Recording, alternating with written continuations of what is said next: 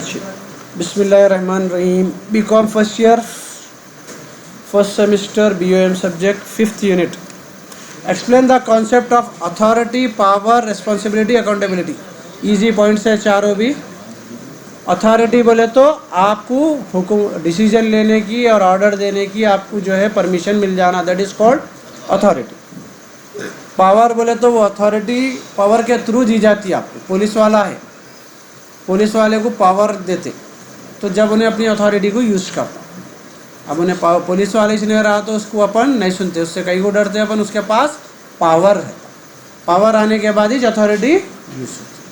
ठीक है, पावर का मतलब है आप अपने से किसी को आप इन्फ्लुएंस कर सकते हो, डरा सकते या फिर जो झुका सकते या अपनी बात मनवा सकते, that is called power.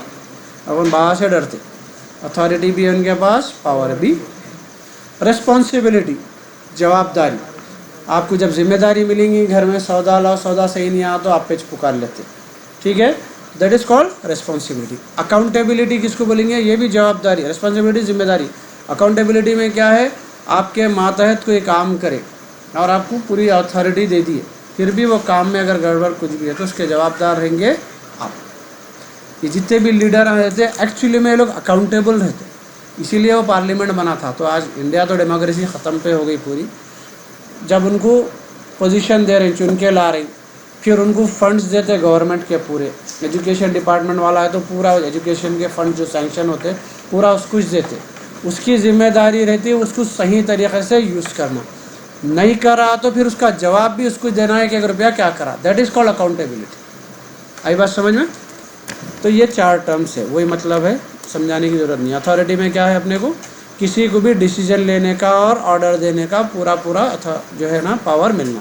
Power क्या है? जब किसी को भी आप अपने तरफ से प्रेशराइज कर सकते तो आपके पास क्या है? पावर। तो आप उससे आपकी अथॉरिटी इसको इस्तेमाल कर सकते। रिस्पॉन्सिबिलिटी, जब भी आपको कोई काम की जिम्मेदारी मिलती, कोई भी चीज़ की जिम्मेदारी मिलती, वो जिम्मेदारी को पूरा करना। उसके बाद है अकाउंटेबिलिटी। जब आपको अथॉरिटी मिलेंगी, पावर मिलेगा, तो फिर आप अपने टास्क के अकाउंटेबल भी आप ही। ओके, 2 है, easy. What is main by delegation of authority? Authority किसी को देना। अब एग्जाम्पल, जैसा कि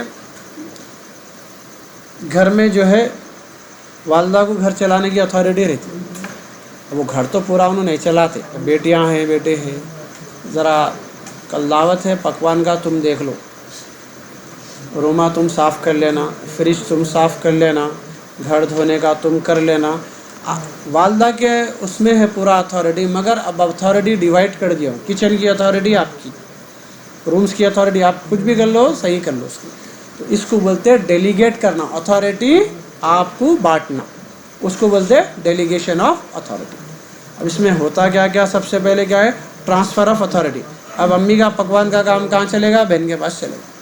ये हो गई ट्रांसफ़र ऑफ अथॉरिटी, सुपीरियर से सबऑर्डिनेट को चलेगी। उसके बाद है रिटेंशन ऑफ रिस्पॉन्सिबिलिटी। मगर जिम्मेदार कौन रहेंगे दावत के? वो अम्मा ही रहते, ख़राब हुई तो उन्हें जवाब देना है। रिस्पॉन्सिबिलिटी उनकी ही रहती है, रिटेंशन उनके पास ही रहता। स्पेसिफिक टास्क असाइनमेंट, हर एक को जब उन्हें जिम्मेदारी देंगे तो अथॉरिटी डेलीगेट करेंगे तो उसका टास्क भी देंगे। जैसा मैं बोला, पकवान का टास्क आपका, क्लीनिंग का आपका, ठीक है, ये मैनेजमेंट का। उसके बाद क्रिएशन ऑफ अकाउंटेबिलिटी। अब उसके बाद जवाबदारी भी देना है, खाना सही कहीं को नहीं पका, गोश्त गला कहीं को नहीं, रूम साफ़ कहीं को नहीं था।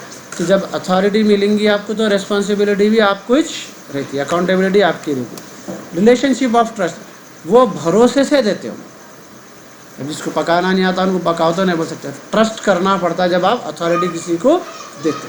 अब अपन है, अपनी कोई कीमती चीज़, लैपटॉप वगैरह ये वो है, अपन किसी को बोल रहे ज़रा देखते रहो भाई, तो एक हिसाब से अथॉरिटी ट्रांसफ़र करके जा रहे हैं अपन उसको, कहीं को अपन उसके ऊपर ट्रस्ट कर।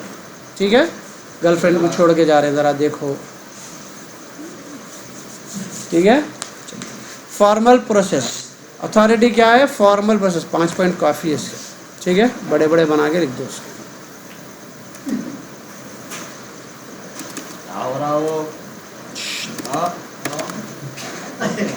रिकॉर्ड हो रहे हैं आवाज़ पूरे। ये अब्दुल्ला बिन मारी है, हमारे पड़ोसी।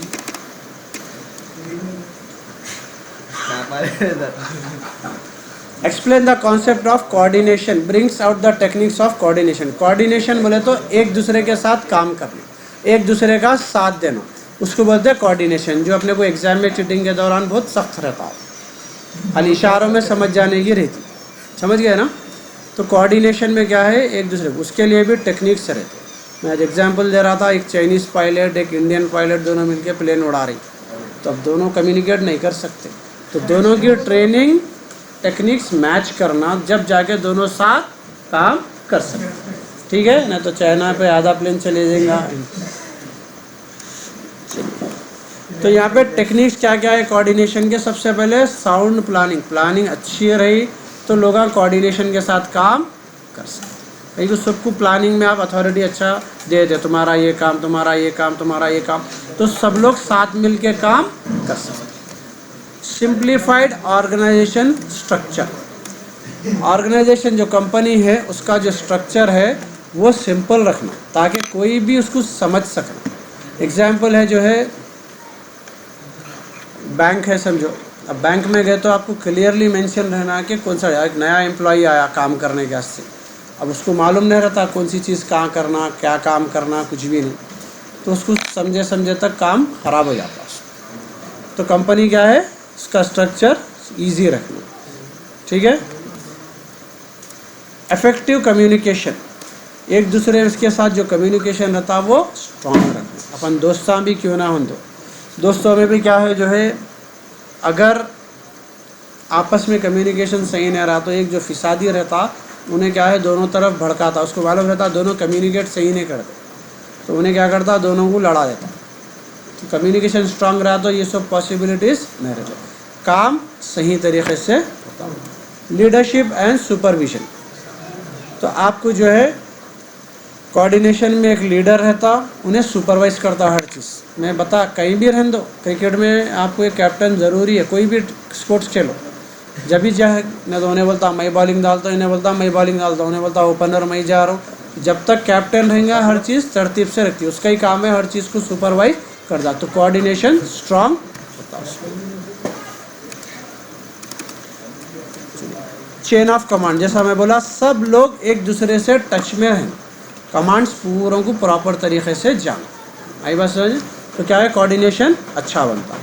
गुड ह्यूमन रिलेशन, जब तक अच्छे ह्यूमंस नहीं रहेंगे, एक दूसरे पर ट्रस्ट नहीं करेंगे, आप कोऑर्डिनेट नहीं कर सकते। मीटिंग एंड कॉन्फ्रेंसेस, तो आपको रेगुलरली मीटिंग करना, कॉन्फ्रेंसेस करें तो सब लोग इकट्ठा रहते, एक ट्रैक के ऊपर रहे, ठीक है।